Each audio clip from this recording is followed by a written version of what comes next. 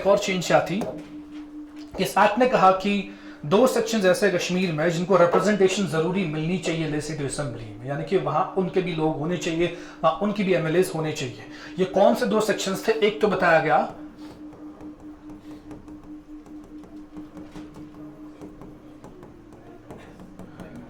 Kashmiri migrants, और किसके बारे में बताया गया? डिस्प्लेस्ड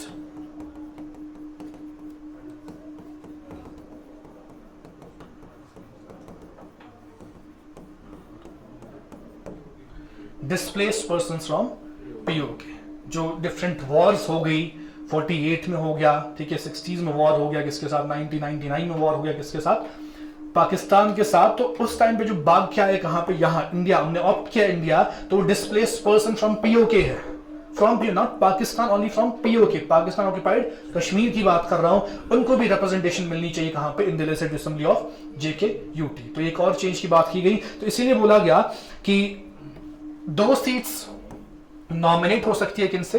कश्मीरी माइग्रेंट से। कितनी? 2 सीट्स। और नॉमिनेट कौन करता है? LG।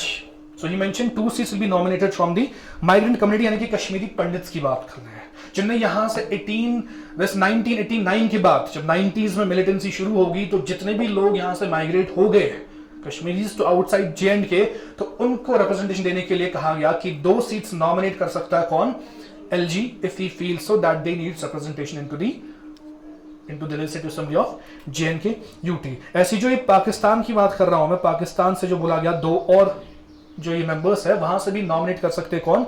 LG can nominate members from the displaced persons, जो कहां से हुए? पाकिस्तान से। ओनली 1, नॉट, इनके लिए 1 सीट, 1 पर्सन, इनके लिए 2 सीट्स, बट नॉमिनेट, मैं फिर से कह रहा हूं, इलेक्ट तो होंगे नहीं, तो they will be nominated by LG। तो ये थी और change, that 2 more seats for these people and 1 seat for persons displaced from POK. So we'll mention the next point. The act provided representation. The act provided representation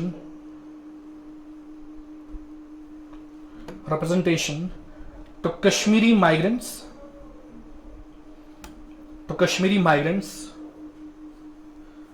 as well as displaced persons,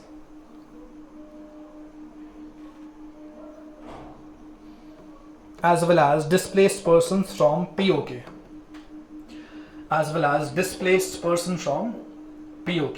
अब जो मैंने 2 seats कही किन के लिए? Migrants के लिए, इसमें से भी 1 seat that will be given to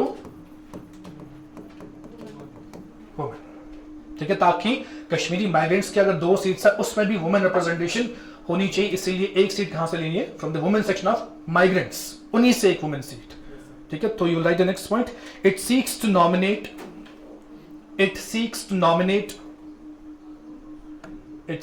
nominate 2 members from Kashmiri migrant community,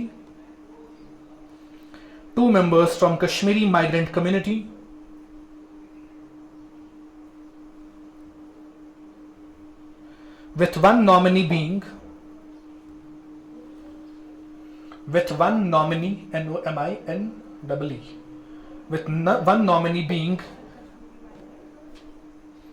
Kashmiri migrant community, with one nominee being a woman, by LG of JKUT, with one nominee being a woman by LG of JNK-UT. Next you will write, it also seeks to nominate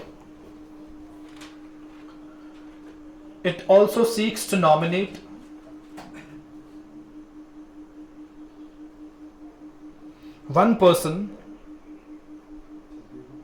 It also seeks to nominate one person representing the displaced persons, from POK to the Legislative Assembly of JKUT.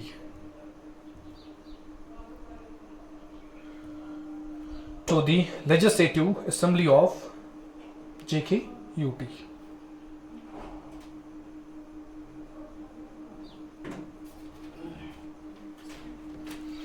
ठीक है. So these were the amendments in 2023.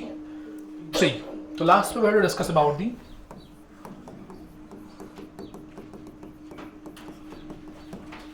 Five schedules.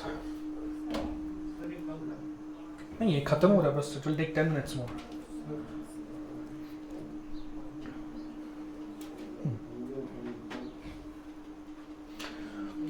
तो इसमें पहला जो है first schedule.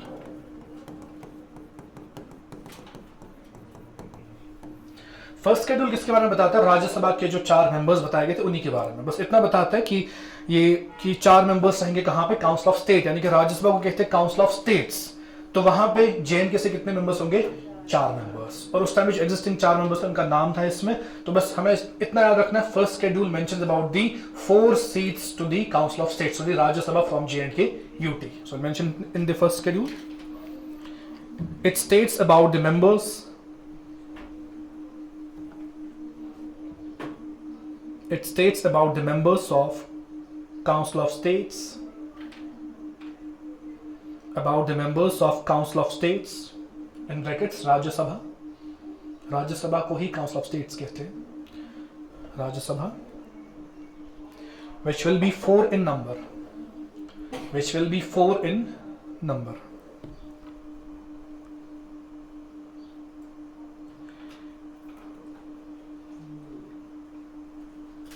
Which will be 4 in number. तो seats किसकी? राज्यसभा. ये होंगी 4. फिर सेकेंड शेड्यूल क्या कहता है?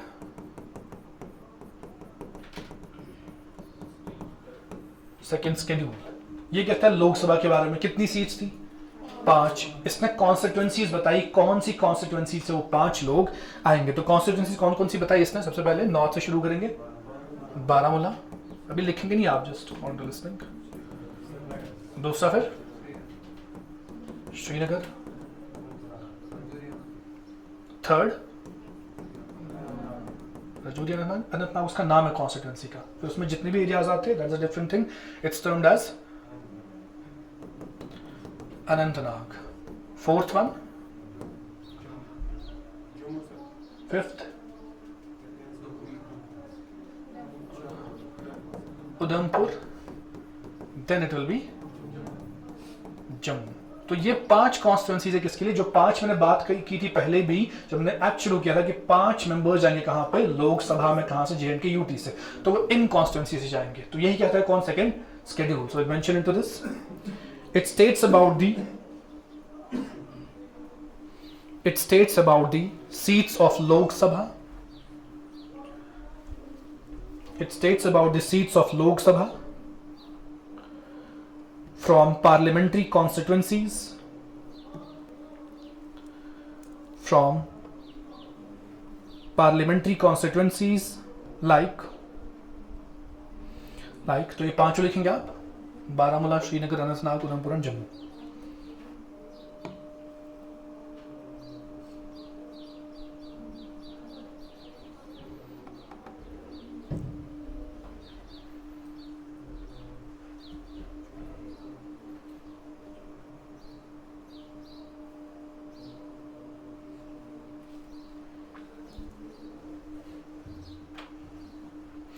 लिखा सबने?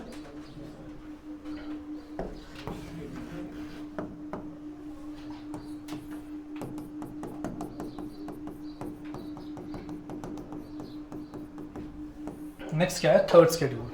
ये फिर से कॉन्स्टिट्यूएंसीज के बारे में कहता है, लेकिन इस बार कॉन्स्टिट्यूएंसी किसकी? लेजिस्लेटिव असेंबली की. ठीक है, हम जेएनके यूटी की बात कर रहे हैं. पहले कॉन्स्टिट्यूएंसी किसकी थी? राज्यसभा. First schedule. सेकंड किसके बारे में? लोकसभा में कहां से जाएंगे.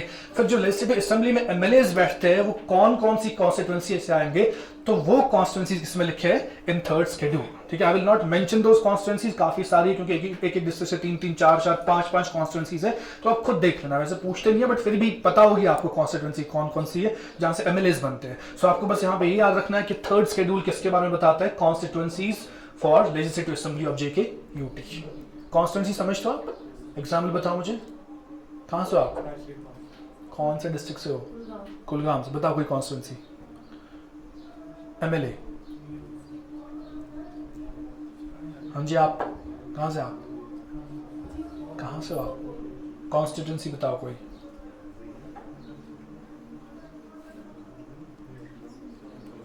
District Kulgam, constituency Noorabad. तो नूराबाद का अलग एमएलए है, ठीक है। तो कुलगाम में और भी एमएलए होंगे ऐसे। हाँ जी, ऐसे आप एक बताओ। बीरवा कॉन्स्टिट्यूंसी। डिस्ट्रिक्ट बड़गाम में बीरवा कॉन्स्टिट्यूंसी, यानी कि एमएलए बीरवा अलग होगा। ऐसे आप।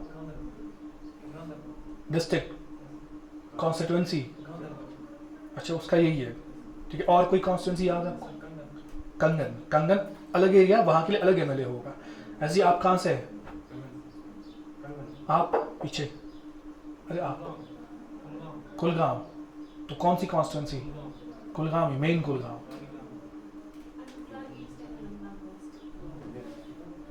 ईस्ट अनंतनाग, ये कॉन्स्टिट्यूंसी है, ठीक है।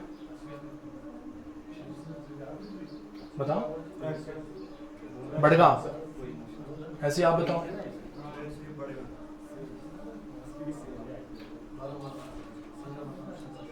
बारामूला तो डिस्ट्रिक्ट है ना।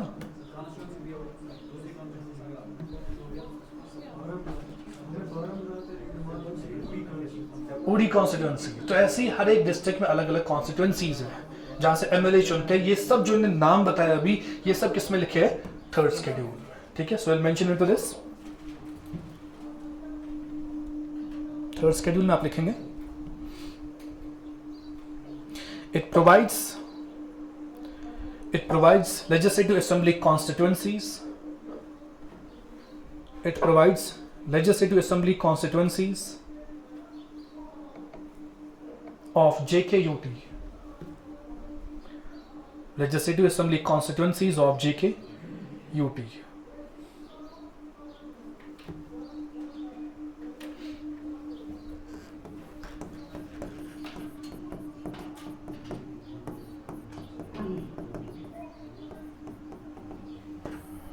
Next is fourth schedule.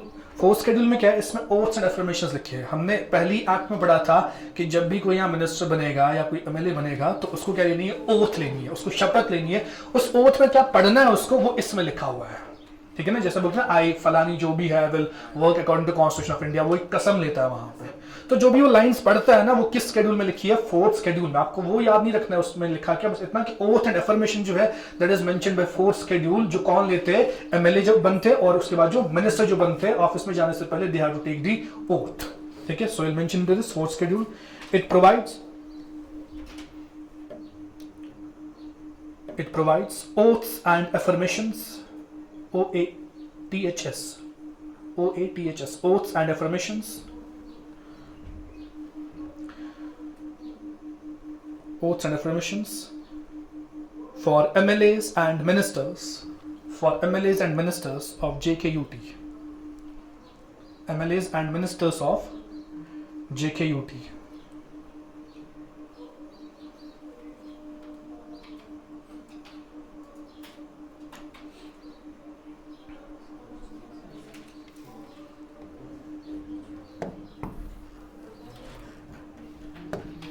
उसके बाद लास्ट जो है दैट इज फिफ्थ शेड्यूल।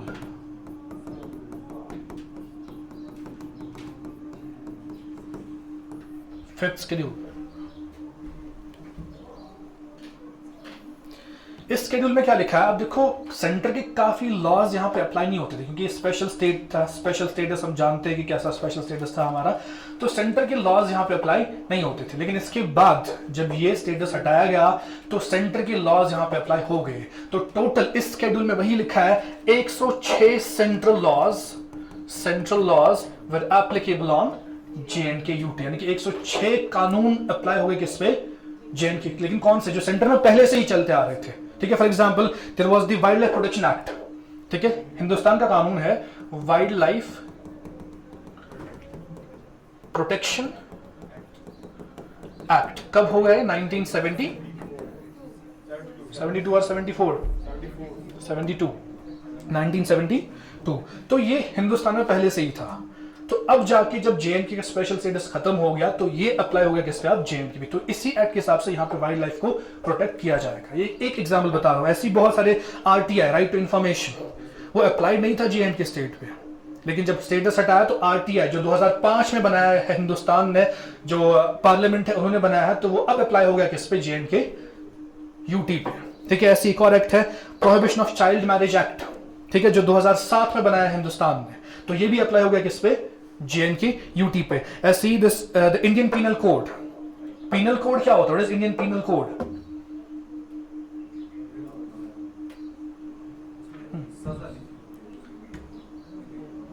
इसमें क्या होता है कि किस जुर्म की क्या सजा है, जुर्म पहले डिफाइन होता है। For example murder, rape and murder define करता है कौन, इंडियन पीनल कोड। इसका नाम बदल गया है, ठीक है, अभी जो नया अपडेट है इसमें, तो I have updated that on my channel also. तो इसमें जो है कि इसमें लिखा होता है क्राइम, पहले बताते हैं कि क्राइम को डिफाइन करते हैं कि मर्डर है तो मर्डर किसे कहते हैं, ठीक है, अगर अटेम्प्ट मर्डर है तो वो किसको हम कहेंगे, तो डिफाइन द क्राइम एंड उसकी सजा क्या है, ये कौन बताता है, इंडियन पीनल कोड बताता था। ठीक है, तो यहां पे एप्लीकेबल नहीं था। तो फिर सवाल ये उठता है कि यहां पे कौन करता था इस सजा, इस क्राइम को डिफाइन, और सजा किसमें लिखी थी, यहां पे क्या था,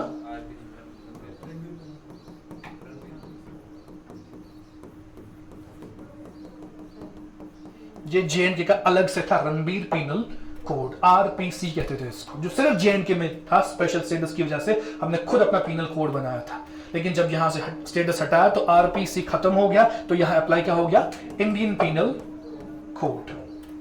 ठीक है, तो आप लिखेंगे इसमें फिफ्थ शेड्यूल में, under this schedule, under this schedule 106 laws of center,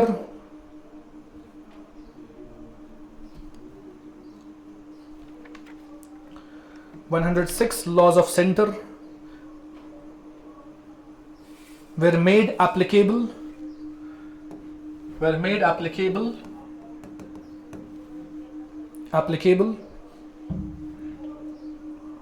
on JKUT.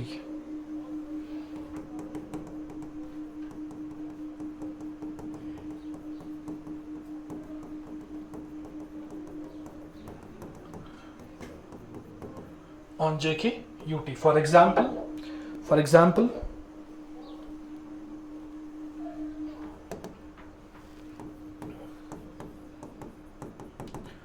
ये सब आप लिखेंगे।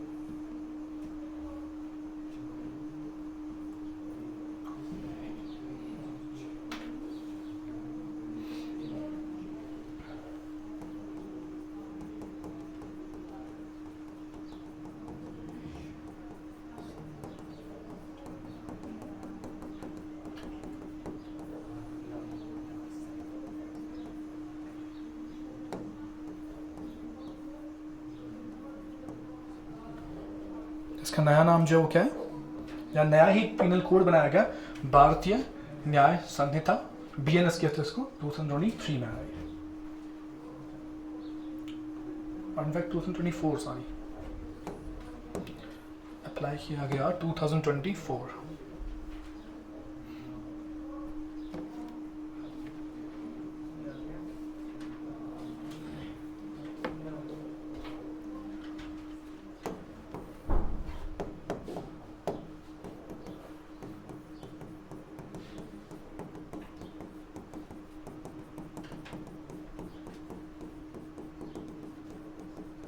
Next is Code of Criminal Procedure 1973.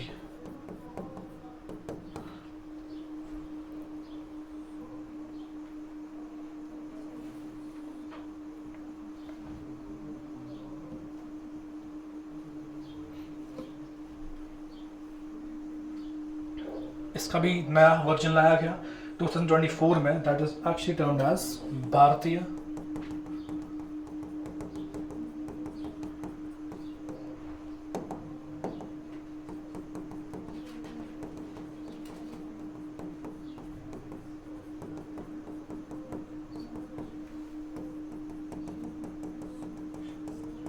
भारतीय नागरिक सुरक्षा संहिता BNSS 2024।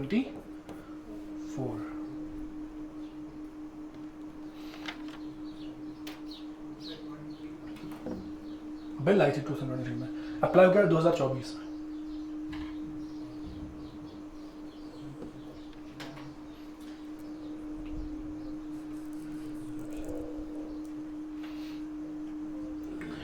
और इसके बाद इसी स्केड्यूल में एक और चीज देखी गई, जो यहाँ पे स्टेट लॉज थे, क्योंकि यहाँ पे हम अलग लॉज बनाते थे, हमारा तो कॉन्स्टिट्यूशन ही अलग था, तो हमने स्टेट लॉज भी काफी ज्यादा बनाए थे। उसमें से उन स्टेट लॉज में से 166 लॉज ऐसे ही रखे गए, उनके साथ नहीं छेड़ा गया, that means they will continued. Laws तो ऐसे बहुत सारे थे, 300+ लॉज वे देयर, जो JNK स्टेट के अपने लॉज थे। उसमें से मैक्सिमम को क्या किया गया, रिपील, उनको हटाया गया, लेकिन 166 लॉज जो उनको रखा गया, उनको खत्म नहीं किया गया। तो will mention this next point इसी में 5th शेड्यूल में 166 स्टेट लॉज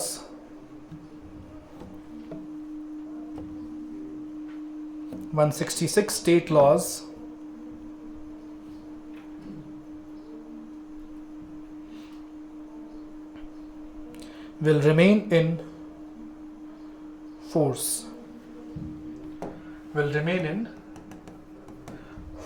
इसमें भी हम एग्जाम्पल लिखेंगे। जैसे हम यहाँ देखते हैं बोर्ड ऑफ स्कूल एजुकेशन, वो तो अभी भी चल रहा है ना, 10th का एग्जाम वही तो करते, 12th का एग्जाम वही तो करते, रिजल्ट भी वही निकालते।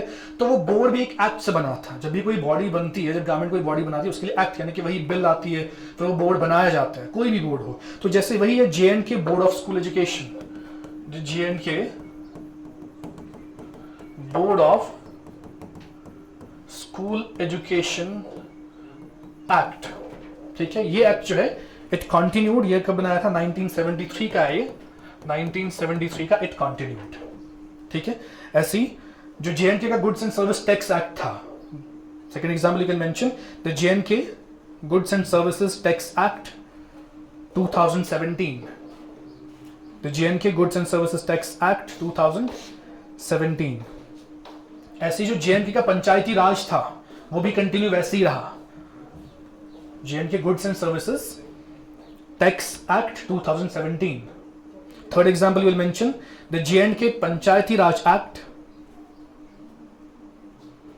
The JNK Panchayati Raj act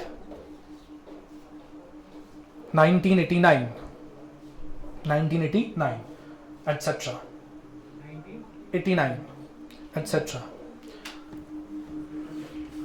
साथ साथ अगर लास्ट में देखा गया, जो यहाँ पे स्टेट के लॉज थे, उसमें से 153 लॉज जो है वो रिपील किए गए, यानी कि 153 लॉज क्या खत्म किए गए, जो किसके थे, अपने JNK स्टेट के थे। और 11 गवर्नर एक्ट्स थे, जो गवर्नर ने एक्ट्स बनाए थे, वो कितने थे, 11। जब स्टेट थी तो इनको रिपील किया गया, 153 state laws and 11 governor acts. So will mention the last point, 153 state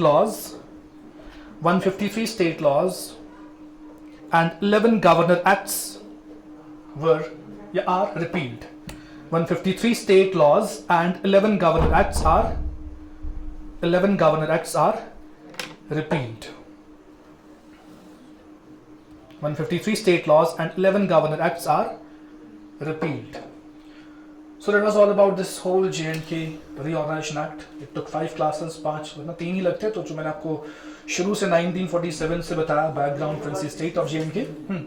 166 state laws जो आपने वो सर प्रीवियस में से हाँ टोटल प्रीवियस मतलब जो पहले स्टेट ने बनाए थे, हाँ वो के मतलब टोटल रिपील हुई उतने ही सेंट्रल स्टेट की लेके उतनी ही लॉज। नहीं, स्टेट लॉज जो यहाँ के थे, यहाँ 300+ लॉज थे अपने, उसमें से 166 रहे, 153 खत्म हो गए। क्लियर है? So thank you for today. तो will meet you in the art and culture section, जब शुरू होगा तो तब फिर से मिलेंगे हम। तो ये इतना ही आपका पूरा एक्ट हो चुका है, तो do revise the act for the questions. तो बाकी और पढ़ने की जरूरत नहीं है आपको, don't go to the other sources कि मैं और एक्स्ट्रा पढ़ूंगा, उससे कुछ होना नहीं है. So if you will see 90% of questions will be from this section जितना आपने लिखा हुआ है यहाँ. ठीक है, चलिए, थैंक यू.